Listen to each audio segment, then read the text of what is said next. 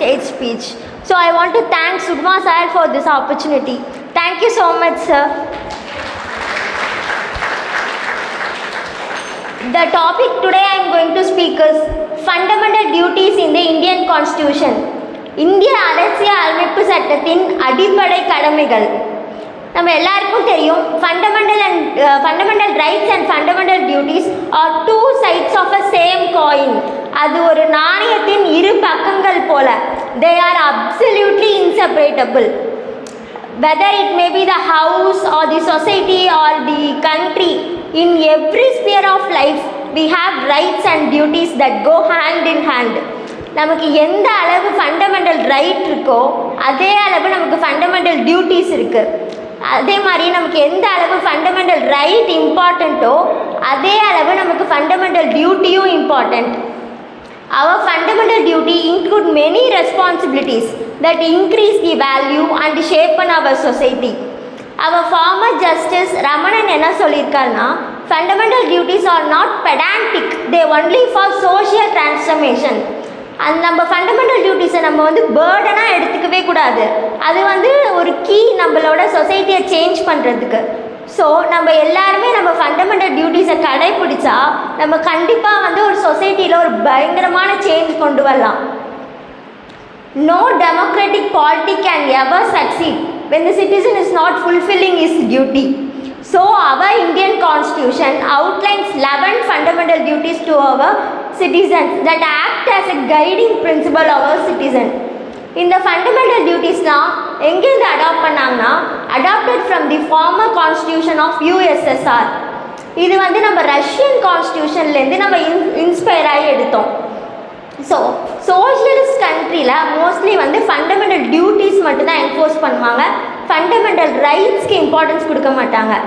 But democratic கண்ட்ரியான India and ஜப்பானில் மட்டும்தான் ஃபண்டமெண்டல் டியூட்டிஸை என்ஃபோர்ஸ் பண்ணியிருக்காங்க. அதுலேயும் இந்தியாவில் ஃபண்டமெண்டல் ரைட்ஸ்க்கு எவ்வளோ இம்பார்ட்டன்ஸ் கொடுக்குறாங்களோ அதே மாதிரி நம்ம ஃபண்டமெண்டல் டியூட்டிஸ்க்கும் இம்பார்ட்டன்ஸ் கொடுத்துட்ருக்கோம். இந்த ஃபண்டமெண்டல் டியூட்டிஸ்லாம் ஒரு லேட்டர் பீரியடில் தான் கான்ஸ்டியூஷனில் ஆட் ஆகப்பட்டுச்சு. அது ஏன்னா it was only added in the year 1976. முன்னாடி ஃபண்டமெண்டல் ரைட்ஸ் மட்டும்தான் இருந்துச்சு, ஃபண்டமெண்டல் டியூட்டிஸ் கிடையாது. அது ஏன் நம்ம கான்ஸ்டியூஷனில் ஆட் பண்ணாங்கன்னா, during the year 1975 to 1977 internal emergency நடந்துச்சு. So many peoples anti national மூமெண்ட்ஸில் இன்வால்வ் ஆனாங்க. அவங்க நம்ம நேஷ்னல் ஃப்ளாகை எரிக்கிறது, நம்ம நேஷ்னல் ஆந்தம்க்கு ரெஸ்பெக்ட் கொடுக்காதது, நம்ம கவர்மெண்ட்டுக்கு எதிரான நிறைய ஆக்டிவிட்டீஸில் இன்வால்வ் ஆனாங்க. அதனால HR கோக்லே என்ன சொன்னார்னா, நம்ம சிட்டிசன்ஸ்க்கு ரைட்ஸ்னு ஒன்று கொடுக்குறோம்ல, அப்போ அவங்களுக்கு நம்ம டியூட்டிஸ்னு ஒன்று கொடுக்கணும். நம்ம எப்பயுமே கொடுத்துக்கிட்டே தான் இருக்கோம், ஆனால் அவங்க நமக்கு திருப்பி கொடுக்க மாட்டேங்கிறாங்க. ஸோ அவங்களுக்கு டியூட்டிஸ்னு ஒன்று கொடுத்தா தான் இந்த மாதிரி ஆக்டிவிட்டீஸ்லாம் ஸ்டாப் ஆகும் அப்படின்னு சொன்னாங்க. அப்போ காங்கிரஸ் பீரியட் இருந்தனால அவர் late prime minister Indira Gandhi ma'am accepted the idea. She inspired that, she like that idea. So அவங்க என்ன சொன்னாங்கன்னா, இந்த கான்ஸ்டியூஷன் அடாப்ட் பண்ணப்பே ஃபண்டமெண்டல் டியூட்டிஸும் இருந்திருக்கணும். இது ஒரு பெரிய ஹிஸ்டாரிக்கல் மிஸ்டேக். ஸோ கண்டிப்பாக நம்ம ஃபண்டமெண்டல் டியூட்டிஸை ஆட் பண்ணியே ஆகணும். அதுவும் அது ஒரு செப்ரேட் சாப்டராகவே ஆட் பண்ணணும் அப்படின்னு சொன்னாங்க. ஸோ அதுக்கப்புறம் தான் she established the Swaran Singh committee. இந்த ஸ்வரன் சிங் கமிட்டி நிறைய இடத்துல அனலைஸ் பண்ணி என்ன டியூட்டிஸ் கொண்டு வரலான்னு ஃபுல்லாக எல்லா இடத்துலையும் போய் மற்ற கண்ட்ரீஸில் போய் பார்த்துட்டு அதுக்கப்புறம் தே சஜஸ்டட் 8 ஃபண்டமெண்டல் டியூட்டிஸ். இந்த 8 ஃபண்டமெண்டல் டியூட்டிஸை என்ஃபோர்ஸ் பண்ணுறதுக்கு என்ன சொன்னாங்கன்னா, நம்ம இதை எப்படி என்ஃபோர்ஸ் பண்ணணும்னா, நம்ம யாரெல்லாம் இந்த டியூட்டிஸை பண்ணலையோ அவங்களுக்கு நம்ம கண்டிப்பாக பெனால்ட்டி கொடுக்கணும். பெனால்ட்டி கொடுத்தோன்னா அதை கோர்ட் கொஸ்டின் பண்ணக்கூடாது. அப்போ தான் நம்ம அதை என்ஃபோர்ஸ் பண்ணால் எல்லாருமே மதிப்பாங்க. அதே மாதிரி டேக்ஸ் பே பண்ணுறவங்கலாம் எல்லா டேக்ஸ் பே பண்ணுறது ஒரு கண்டிப்பாக ஃபண்டமெண்டல் டியூட்டியாக கொண்டு வரணும் அப்படின்னு சொன்னாங்க. But the 3 ideas were rejected and the 42nd Amendment Act extend the fundamental duties to 10. Then in the 86th Amendment Act, one more fundamental duty were added to our constitution. So now we are having 11 fundamental duties. In the 11 fundamental duties, only applicable to Indian citizen, not to the foreigners. But fundamental rights அப்படி கிடையாது. இது வந்து fundamental rights இந்தியன்ஸ்க்கும் உண்டு, ஃபாரினர்ஸ்க்கும் உண்டு. But fundamental duties வந்து இந்தியன்ஸ்க்கு மட்டும்தான், Indian சிட்டிசன்ஸ்க்கு மட்டும்தான் applicable ஆகும். அதுவும் இல்லாமல் ஃபண்டமெண்டல் ரைட்ஸ் வந்து என்ஃபோர்ஸபிள். நமக்கு இப்போ ரைட் கிடைக்கலன்னா நம்ம கோர்ட்டில் போய் கேட்கலாம். ஆனால் நமக்கு டியூட்டி கிடைக்கலன்னா நம்மளால் கோர்ட்டில் போய் கேட்க முடியாது. ஏன்னா ஃபண்டமெண்டல் டியூட்டி இஸ் இன்ஜஸ்டிஃபிகபிள். ஸோ அதை வந்து அவங்களால என்ஃபோர்ஸ் பண்ண முடியாது. they can only enforce it when the parliament make it as an legislation. So அது மாதிரி நம்மக்கிட்ட நிறையா லெஜிஸ்லேஷன் பார்லிமெண்ட் வந்து எனாக்ட் பண்ணியிருக்கு. இந்த லெஜிஸ்லேஷன்ஸ்லாம் ப்ரொவிஷன் கீழே, ஆக்டில் ப்ரொவிஷன் கீழே அந்த டியூட்டிஸ்லாம் என்ஃபோர்ஸ் பண்ணி அவங்க வந்து எனாக்ட் பண்ணுவாங்க. For example, we have prevention of insult to National Honor Act, Environmental Protection Act, Wildlife Protection Act, Forest Act, Protection of Civil Rights Act. இது மாதிரி நிறைய ஆக்ட்ஸ் வந்து நமக்கு வந்து எனாக்ட் பண்ணியிருக்காங்க. ஸோ தே வந்து the fundamental duties were enforced in those acts. இந்த ஆக்ட்ஸ்லாம் எப்படி வந்துச்சுன்னா, இது வந்து பர்மா கமிட்டியோட அப்சர்வேஷனால் இந்த ஆக்ட்ஸ்லாம் கொண்டு வந்தாங்க. So these acts plays a very important role in the Indian Constitution. அதுக்கப்புறம் இந்த நம்மக்கிட்ட இப்போ வந்து 11 ஃபண்டமெண்டல் டியூட்டிஸ் இருக்குது. இந்த 11 ஃபண்டமெண்டல் டியூட்டிஸும் ஒரு செப்பரேட் சாப்டராக பார்ட் 4A ஆட் பண்ணியிருப்பாங்க. பார்ட் 4Aலையே ஒரே ஒரு ஆர்டிக்கல் தான் இருக்கும், ஆர்டிக்கல் 51A. இந்த 51Aல 11 டியூட்டிஸை பற்றி பேசியிருப்பாங்க. இந்த 11 டியூட்டிஸையும் அவ்வளோ அழகாக லிஸ்ட் அவுட் பண்ணி அந்த ஆல்ஃபபெட்டுக்கு ஏற்ற மாதிரி அந்த டியூட்டிஸ் எல்லாம் அவங்க கொடுத்துருப்பாங்க. எப்படின்னா, இப்போ வந்து ஆர்டிக்கல் 51Aல கிளாஸ் A என்ன சொல்லுதுன்னா, அபைட் பை தி கான்ஸ்டியூஷன். நம்ம என்ன நடந்தாலும் நம்ம கான்ஸ்டியூஷன் வழி தான் நிற்கணும். And we have to respect the national flag and the national anthem. India is a very vast country. நமக்கு வந்து India has many different types of peoples, different cultures, different religions, and we have many languages. But we have one constitution.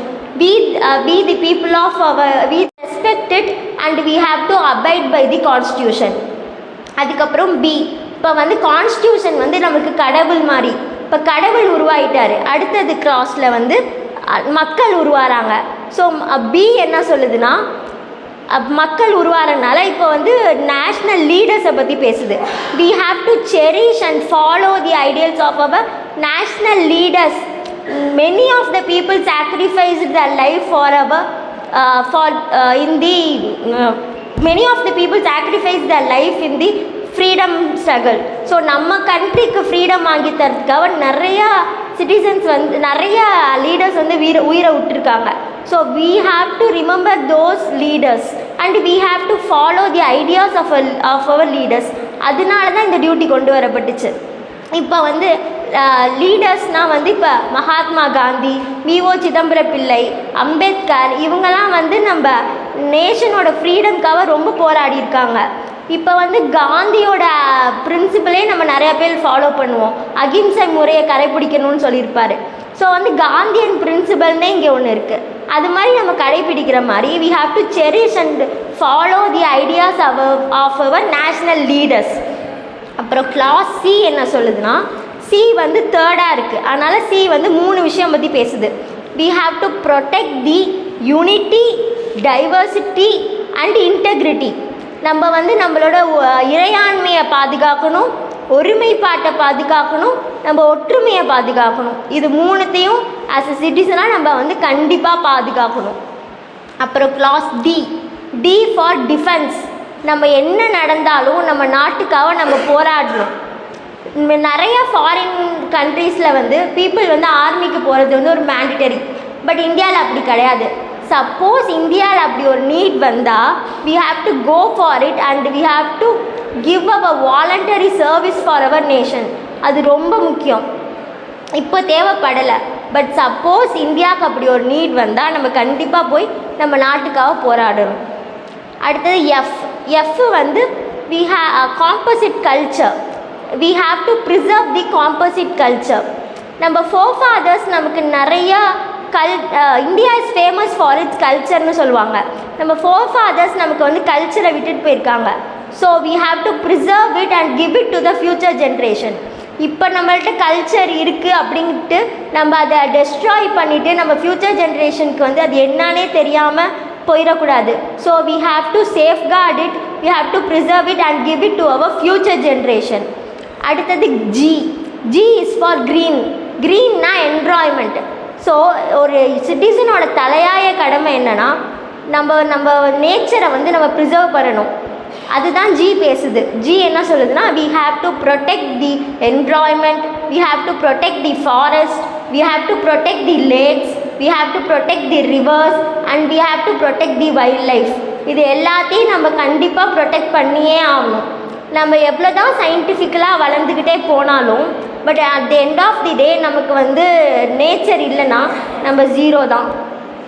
So கண்டிப்பாக வந்து நம்ம நிறைய trees plant பண்ணணும், லேக்ஸை சுத்தம் பண்ணணும், ரிவர்ஸை சுத்தம் பண்ணணும். ஸோ இந்த மாதிரி ஆக்டிவிட்டீஸ்லலாம் வந்து நம்ம கண்டிப்பாக இன்வால்வ் ஆகணும்.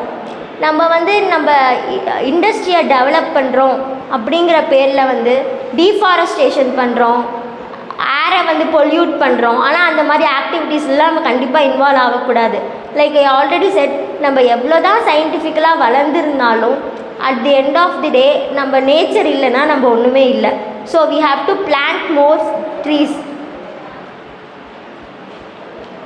அடுத்தது வந்து ஹச். ஹச் வந்து ஹியூமனிட்டி. நம்ம வந்து அறிவு சார்ந்த வலையில் வந்து வளர்ந்துக்கிட்டே இருக்கணும்.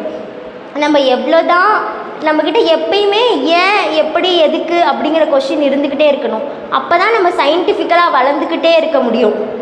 நம்ம எவ்வளோ தான் சயின்டிஃபிக்கலாக வளர்ந்தாலும் at the end of the day நம்ம ஹியூமன்ஸ். ஸோ நம்மள்ட்ட அந்த ஹியூமனிட்டி விட்டு போயிடவே கூடாது. ஹியூமனிட்டி போயிடுச்சுன்னா நம்ம எதுவுமே கிடையாது. ஸோ வந்து நம்ம எவ்வளோ தான் சயின்டிஃபிக்கலாக வளர்ந்து நம்ம நாடு வளர்ந்தாலும் நம்மக்கிட்ட இருக்க அந்த ஹியூமனிட்டி இருந்துக்கிட்டே தான் இருக்கணும். அதுதான் வந்து ஹச் பேசுது. ஸோ நம்ம எல்லாருமே எந்த ஆக்டிவிட்டீஸில் இன்வால்வ் ஆனாலும் அந்த இடத்துல ஒரு ஹியூமனிட்டி இருக்கணும். நெக்ஸ்ட்டு வந்து ஐ வந்து we have to protect the public property. நம்ம வந்து நம்ம ப்ராப்பர்ட்டியை எப்படி பார்க்குறோமோ அது மாதிரி பப்ளிக் ப்ராப்பர்ட்டியை பார்க்குறது இல்லை. நம்ம இப்போ ஒரு பார்க்குக்கே போகிறோன்னா நம்ம வீடாக இருந்தால் நம்ம அந்த இடத்துல குப்பை போட மாட்டோம். பட் அது பப்ளிக் பிளேஸ் தானே அப்படின்னு சொல்லிட்டு நம்ம குப்பை போடுறோம். அதே மாதிரி பப்ளிக் பஸ்ஸை அடித்து உடைக்கிறது, இந்த மாதிரி நிறைய ஆக்டிவிட்டீஸில் நம்ம இன்வால்வ் ஆகிறோம். இல்லைன்னா நம்ம வந்து நிறைய ஆக்டிவிட்டீஸ் நடக்கிறப்ப அந்த இடத்துல ஐ விட்னஸாக இருக்கும். பட் வந்து நம்ம வீட்லேயே இப்படி ஒரு வைலன்ஸ் நடந்தால் நம்ம அந்த இடத்துல பார்த்துட்டு இருக்க மாட்டோம். ஸோ வந்து எங்கேயோ ஒரு பப்ளிக் பிளேஸில் ஒரு violence நடக்குதுன்னாலும் we have to go and safeguard the public property. அது வந்து ரொம்ப இம்பார்ட்டண்ட்டான ஒன்று. அடுத்தது ஜே இஸ் ஃபார் எக்ஸலன்ஸ். நம்ம வந்து ஜேனா ஜெயிக்கிறது. நம்ம எக்ஸலன்ஸை காட்டிக்கிட்டே இருக்கணும். நம்ம எக்ஸலன்ஸ்னால நம்ம கண்ட்ரி டெவலப் ஆகிட்டே இருக்கணும். நம்ம எக்ஸலன்ஸ் வந்து இண்டிவிஜுவலாகவும் இருக்கலாம் R it can be a collective one. But அது வந்து நம்ம கண்ட்ரியோட டெவலப்மெண்ட்டுக்கு இருக்கணும். அது ரொம்ப முக்கியம். நம்மளோட எக்ஸலன்ஸ்னால நம்ம கண்ட்ரி டெவலப் ஆகணும். அடுத்தது K is the very important class. நான் இது ஏன் இம்பார்ட்டன்ட்னு அப்புறம் சொல்கிறேன். கே வந்து கேஜிஸ்னால் school. So we have to provide education opportunities for the children who is between the age of 6 to 14. இந்த எஜுகேஷன் ஆப்பர்ச்சுனிட்டி யார் கொடுக்கணும்னா பேரண்ட்ஸ் ஆர் தி கார்டியன் வந்து அந்த குழந்தைக்கு கொடுக்கணும். இப்போ வந்து நம்மள்ட்ட எது இல்லைனாலும் பரவாயில்ல, எஜுகேஷன் இருந்தால் நம்ம எந்த இடத்துக்கு வேணால் போகலாம். அதே மாதிரி நம்மள்ட்ட எல்லாமே இருந்து நம்மள்ட்ட எஜுகேஷன் இல்லைன்னா நம்ம வந்து ஜீரோ தான். நம்ம விட்டு எல்லாமே போயிடும். ஸோ அதனால தான் இந்த கிளாஸ் வந்து 86th அமெண்ட்மெண்ட் ஆக்டில் வந்து இன்சர்ட் பண்ணாங்க. ஏன்னா நான் சொன்ன மாதிரி ஒருத்தவங்களுக்கு வந்து எஜுகேஷன் ரொம்ப இம்பார்ட்டண்ட். இந்த 11 ஃபண்டமெண்டல் டியூட்டிஸும் நம்ம ஃபாலோ பண்ணிட்டோன்னா நம்ம ரைட்டை போய் கோர்ட்டில் கேட்க தேவையே இல்லை. ஏன்னா ஒருத்தரோட ரைட் வந்து இன்னொருத்தரோட டியூட்டி. இந்த ஃபண்டமெண்டல் டியூட்டிஸ்லாம் நம்ம சுப்ரீம் கோர்ட் கேசஸில் சொல்லியிருக்காங்க. For example Bijo Emmanuel versus state of Kerala. இந்த கேஸ் நிறைய பேருக்கு தெரிஞ்சிருக்கும். It's a very famous case for national anthem. கேரளாவில் ஒரு ஸ்கூலில் வந்து 3 சில்ட்ரன்ஸ் மட்டும் நேஷ்னல் ஆந்தம்க்கு எந்திரிச்சு நின்றுருப்பாங்க. ஆனால் அதை பாடியிருக்க மாட்டாங்க. அவங்க சொல்லுவாங்க, நாங்கள் எங்கள் கம்யூனிட்டி சாங் மட்டும்தான் பாடுவோம், நேஷ்னல் ஆந்தம் பாட மாட்டோம் அப்படின்னு சொல்லியிருப்பாங்க. இந்த கேஸ் வந்து கோர்ட்டை ரீச் பண்ணியிருக்கோம். வேர் தி ஜஸ்டிஸ் செட் தட் எனிவே அவங்க வந்து நேஷ்னல் ஆந்தம் வந்து இன்சல்ட் பண்ணலை. They have the right to be remain silent. அவங்க அமைதியாக தானே இருந்தாங்க, அது ஒன்றும் தப்பு கிடையாது அப்படின்னு சொல்லிட்டு அந்த கேஸை க்ளோஸ் பண்ணியிருப்பாங்க. தென் இந்த Sri Ranganathan versus Sri Ranganath Mishra versus union of India கேஸில் Sri Ranganath Mishra who is a retired justice wrote a letter to the CJI. அவர் கேட்டார், ஃபண்டமெண்டல் டியூட்டிஸ்னால் எல்லாருக்கும் ஒன்று தானே, அப்படி எப்படி அவங்க மட்டும் ரைட் டு ரிமைன் சைலண்ட்டுங்கிற ஒரு ரைட்டை வந்து அங்கே யூஸ் பண்ணிக்கலாம், அப்போ அது கரெக்டாக அப்படின்னு சொல்லிட்டு அவர் அங்கே ஒரு கொஷின் மார்க் போட்டார். அதுக்கப்புறம் இதை வந்து தனியாக ஒரு ரிட்டாக சுப்ரீம் கோர்ட்டுக்கு கொண்டு போய் அதுக்கப்புறம் supreme court stated that fundamental டியூட்டிஸ்னால் எல்லாருக்கும் ஒன்று தான். எப்படி ஒருத்தவங்களுக்கு ஃபண்டமெண்டல் ரைட் இம்பார்ட்டண்ட்டோ அதே மாதிரி ஒருத்தவங்களுக்கு ஃபண்டமெண்டல் டியூட்டியும் இம்பார்ட்டண்ட். ஒருத்தவங்க எப்படி ஃபண்டமெண்டல் ரைட்டு வந்து எல்லாத்துக்கும் அப்ளிகபிள் ஆகுதோ அதே மாதிரி ஃபண்டமெண்டல் டியூட்டியும் எல்லாருக்கும் அப்ளிகபிள் ஆகும். அதுக்கப்புறம் அவங்க சொன்னாங்க, இந்த மாதிரி ஃபண்டமெண்டல் டியூட்டிஸ் பற்றி நிறையா ஸ்கூல்ஸில் அவேர்னஸ் இல்லை. ஸோ நம்ம ஸ்கூல் சில்ட்ரன்ஸ்க்கு இந்த ஃபண்டமெண்டல் டியூட்டிஸ் பற்றி நம்ம கண்டிப்பாக அவேர்னஸ் கொடுக்கணும் அப்படின்னு சொன்னாங்க. அதே தான் வந்து ஜஸ்டிஸ் வெர்மா கமிட்டிலையும் அவங்க ஒரு சஜஷனாக சொல்லியிருப்பாங்க. எல்லா ஸ்கூல்ஸும் வந்து ஃபண்டமெண்டல் டியூட்டிஸை கண்டிப்பாக ஒரு 1 hour லெக்சராக வந்து ஸ்டூடெண்ட்ஸ் கொடுக்கணும்.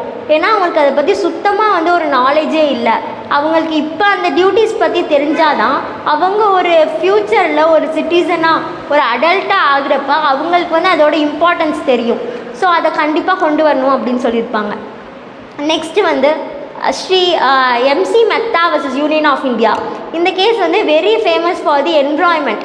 இந்த கேஸில் என்ன சொல்லியிருப்பாங்கன்னா, என்விரான்மெண்ட்டை வந்து நம்ம கண்டிப்பாக ப்ரிசர்வ் பண்ணணும், ப்ரொடெக்ட் பண்ணணும், ஏன்னா அது ஒரு மனிதனோட தலையாய கடமை அப்படின்னு சொல்லியிருப்பாங்க.